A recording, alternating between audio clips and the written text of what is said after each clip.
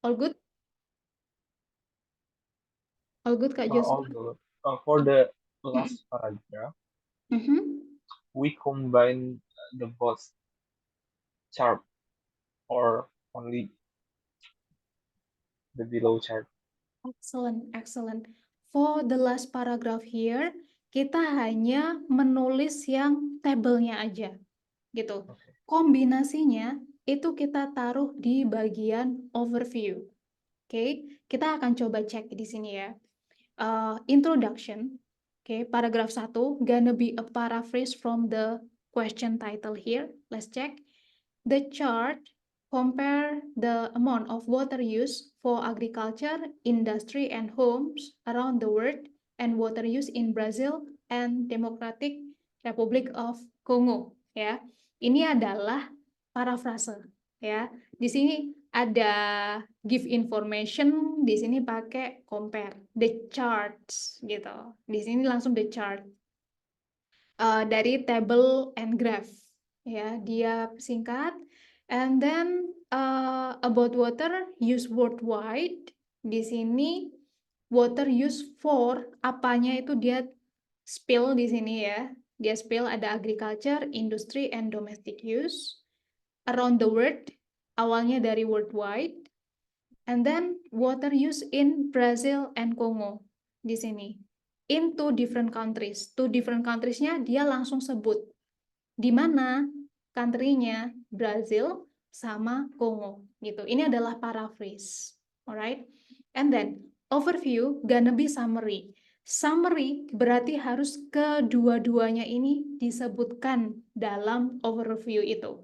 Let's check here. It is clear that global water needs rose significantly between 1900 and 2000. Oke, kita bisa cek secara keseluruhan, ya kan? Water use itu memang di sini naik secara signifikan, ya kan? Global water use by sector, for all sector itu naik secara signifikan, right?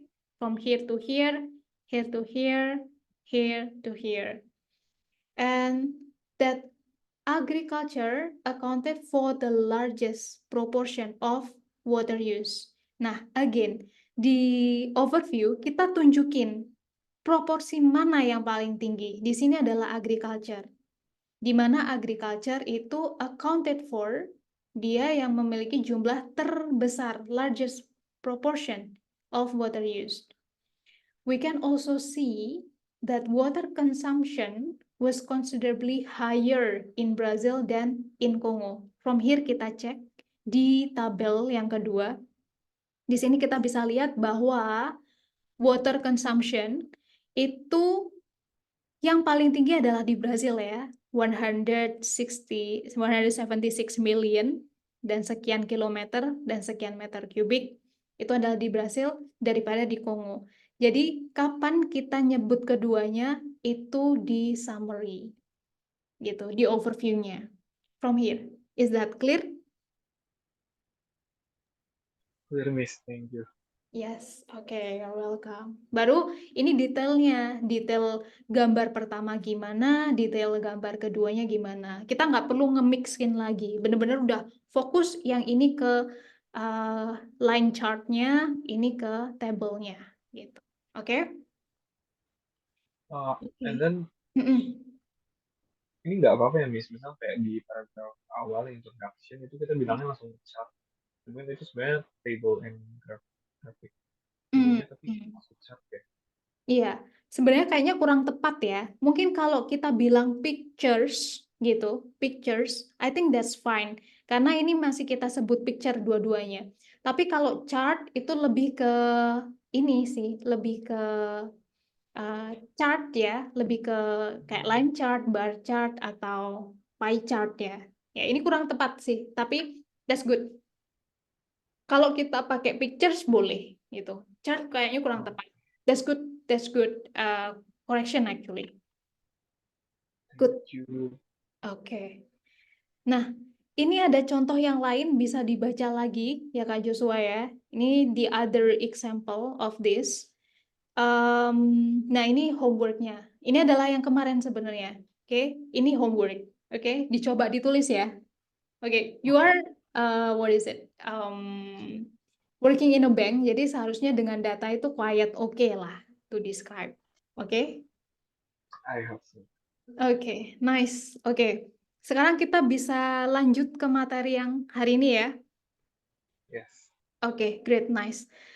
Eh, nah, seharusnya materi writing itu cukup banyak, tapi di sini kita hanya punya 5 kali pertemuan untuk writing. Jadi bener-bener I try to compact ya. Eh, seperti yang I have mentioned before. Sorry Kak. Aduh, kok gambarnya yang ini? Sorry Kak. Ini dari apa namanya? Bimbel sebelah. Maksudnya bimbelku yang di sebelah, jadi little bit. Sebentar. It's okay.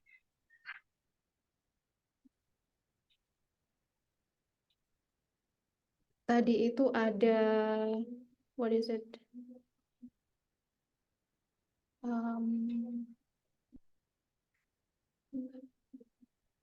Ada logo dari yang sebelah. Sebentar ya Kak. Ini I have done.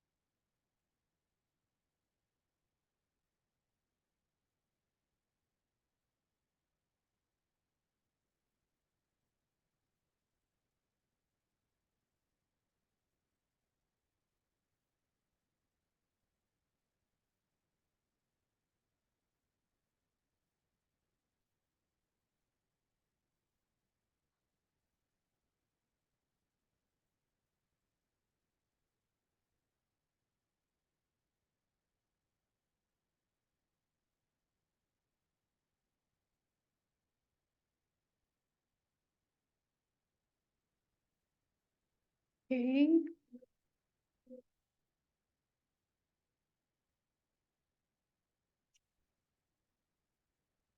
Alright.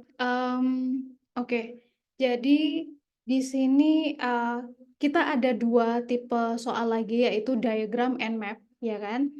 Cuman I think I just give PPT for that, karena ini juga jarang sekali muncul gitu. Diagram itu biasanya berupa proses gitu. Can be life cycle atau process of making something gitu. Life cycle of animal gitu, biasanya life cycle of animal like this, atau process of making something gitu. Nah, di sana actually struktur paragrafnya itu sama. Jadi kita mulai dari introduction ya, introduction berupa paraphrase, and then overall atau overview, yang secara keseluruhan proses ini itu terdiri dari apa aja. Dia dimulai dari ngapain, lalu di akhir, proses akhirnya bagaimana. Lalu kita juga bisa mention, kalau di sana ada menggunakan alat, alat apa yang digunakan, gitu, just it secara ringkasan. Baru di dalam body paragraf kita bener-bener tunjukin gimana proses itu berjalan gitu ya. And then kalau body paragraf 2 misalkan sama ya, kalau misalkan ada 2 picture, bisa misalkan di sini ada cement production, berarti in the first body paragraph we describe gimana cara produksi semennya.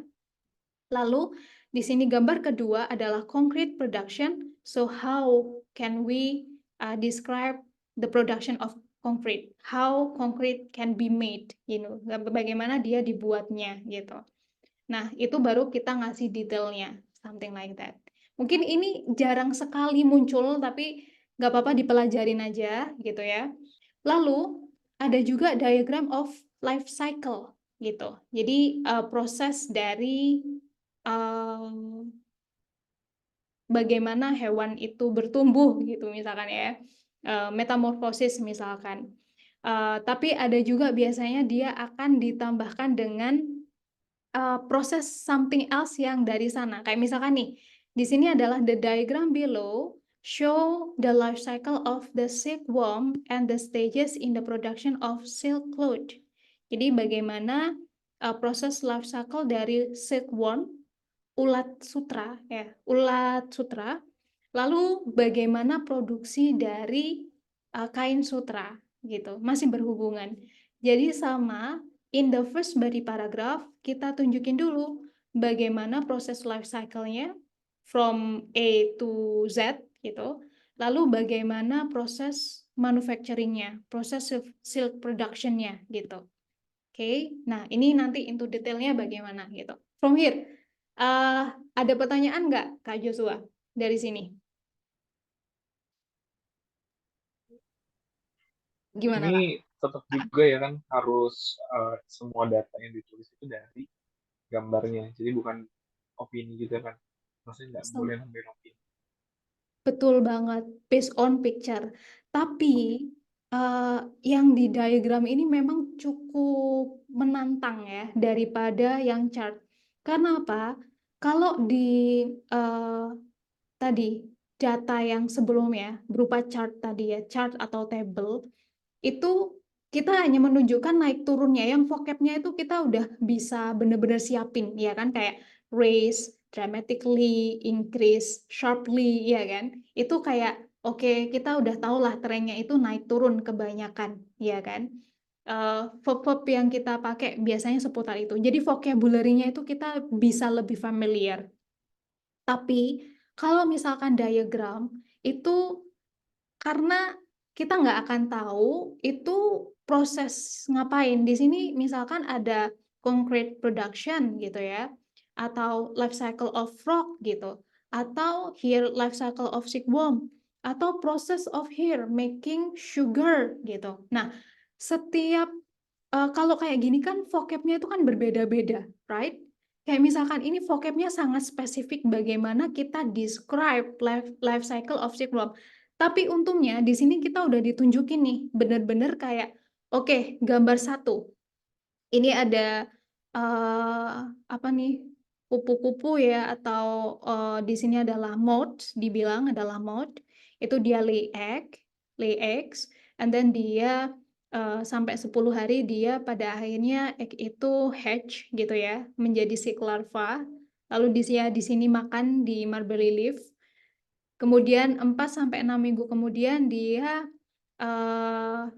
membentuk something like this, silk thread, sampai akhirnya dia membentuk kukun, nah kayak gitu.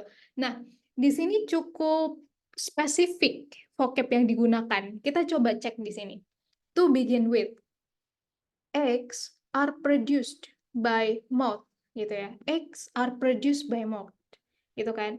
Nah, ini kan meskipun based on picture, tapi kita juga harus apa ya, memikirkan logikanya bagaimana nih dia seperti itu ya kan. Lalu and then it takes 10 days for the eggs to hatch. Nah, di sini ada ulat di sini ya, ada egg. Tapi dia tidak in this picture nggak ada kata-kata hatch, right? Menetas, ya kan? Tapi di sini kita harus ya apa using our logic gitu. Bagaimana dari X ke silkworm adalah dia hatch yang tapi hatch ini tidak disebut di sini something like that. Jadi yang di sini tuh benar-benar based on the picture, benar-benar based on the picture. Cuman ada beberapa word yang mungkin kita akan munculkan sendiri gitu, Kak Joshua. You got what I mean? Yeah, I got it. Iya kan, kayak gitu. And then the eggs the eggs to hatch into silkworm. Silkworm larva ada di sini, tapi dia nggak ada hatch gitu. That feed on mulberry leaves gitu. Feed on, nah feed on-nya juga nggak ada, ya kan? Dalam graf ini tuh nggak ada feed on-nya, tapi kita pakai kata-kata kita sendiri. Feed on, yang mana dia makan gitu. Feed on mulberry leaves gitu. And then this stage takes between 4 until 6 weeks before the worm construct a cocoon gitu di sini. Before the worm construct a cocoon gitu. Dia butuh here ya 4-6 minggu gitu. And taking approximately 1 week itu. Di dalam kukun sini dia sekitaran 1 minggu. Dari mana? 3-8 hari ini. So we can mention approximately 1 week. Kita bisa paraphrase itu. 3-8 hari itu kan artinya sekitaran 1 minggu. And they stay there around a fortnight. Nah, di sini mana kata-kata fortnight? Dari sini 16 hari. Fortnight itu adalah 2 minggu gitu, 2 week gitu. 16 hari itu sekitaran 2 minggu. Jadi dia pakai paraphrase around fortnight.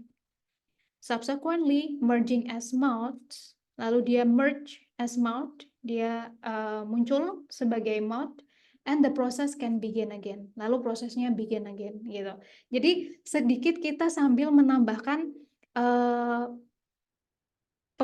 pengetahuan kita sendiri gitu, ya kan? Karena nggak semua word itu ditampilkan di sini. Memang ada prosesnya kita lihat, tapi kita harus bisa kembangkan kayak gitu. Tapi ya kita nggak bisa ngasih opini di sana. Gimana Kak Joshua? All good? All good. And I want to ask, what Mhm. if we start the paragraph or the body paragraph one is from the cocoon itself, not from uh, the eggs. Oke, good question. Tapi nanti jadinya kurang sesuai karena di sini mereka sudah menunjukkan sebenarnya. Mungkin itu bisa, Number one itu tapi ya. I think itu akan sedikit menyulitkan ya. Oke, dari sebuah kukun gitu ya kan. Akan sedikit menyulitkan. Jadi kayak lebih tepatnya kayak si mothnya itu dia bertelur ya kan. Dia bertelur, kemudian telurnya itu menetas menjadi larva, dia makan di leaf, lalu dia membentuk seed thread, pada akhirnya dia eh, apa eh, apa namanya? Inikan diri menjadi kukun gitu, ya kan, menjadi kepompong gitu. Pada akhirnya dia muncul lagi gitu. Secara ini udah life cycle-nya sih udah tepat yang ini ya, sesuai gitu. Saranku sih ikutin aja dari ini karena dia ngasih number nih di sini gitu. Jadi better runtut gitu. From 1 ke 2, 3, 4 gitu. Karena kita udah dikasih number. Di sini pun juga gitu. Dari proses awal sampai akhirnya aja gitu. From here, selection of the cocoon, lalu boiled, and then unwind, twist, wave, and dye gitu. Diwarnai ya, dye gitu. Something like that. Gitu. Gimana Kak Joshua? All good? All good, all good. All good ya. Nice. Nah, ini ada homework. Oke, for this. Boleh dicoba dikerjain nanti. Oke. Ada satu materi lagi yang perlu saya sampaikan. That is the map. Little bit. Karena banyak banget tas 1 itu ada berapa? 4 tipe soal. Tas 2-nya ada sekitaran 5 tipe soal gitu. Dan kalau writing memang cukup panjang ya, maksudnya keterangannya gitu. Sedangkan kita hanya 5 meeting. Oke, jadi agak dipadet-padetin ya Kak Joshua ya. Oke. Oke. Nah, now this one adalah yang map. Oke. Jadi tas 1 tadi kita ada chart ya, chart table. Lalu we have diagram tadi proses, and then map. Map ini cukup gampang sebenarnya. Gampang. I think it's easy. Mirip dengan chart daripada yang diagram. Nah, map itu nanti akan bentukannya seperti ini. Oke, jadi kita memang given the maps gitu. And then we have to describe. Kita diminta untuk deskripsiin bagaimana. Bisa jadi perbandingan kayak before development and after development, so we have to describe that. Atau perkembangannya gitu from year to year gitu, dari beberapa periode waktu, here kayak 1962, 1985, and now bagaimana. Atau ini tadi ya, comparison between the past and today. something like that. Nah, gimana cara kita ngelihatnya? Jadi, what is the map about gitu? A city development atau an island atau a building renovation?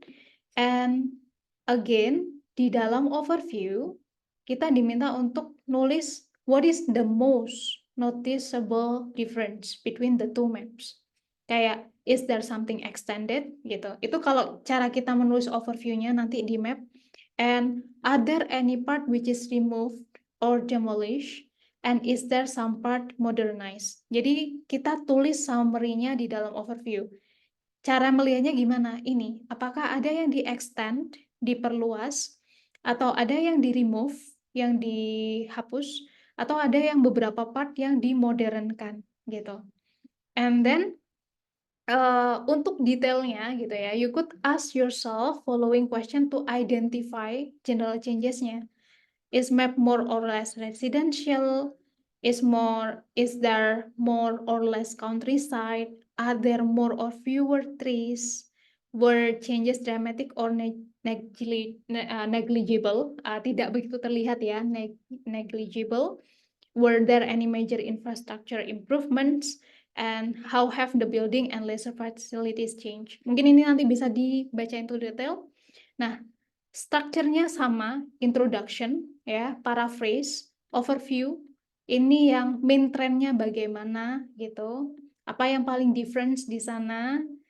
Since it is a map, explain the major difference between the two maps or possible location. And body paragraph adalah detailnya.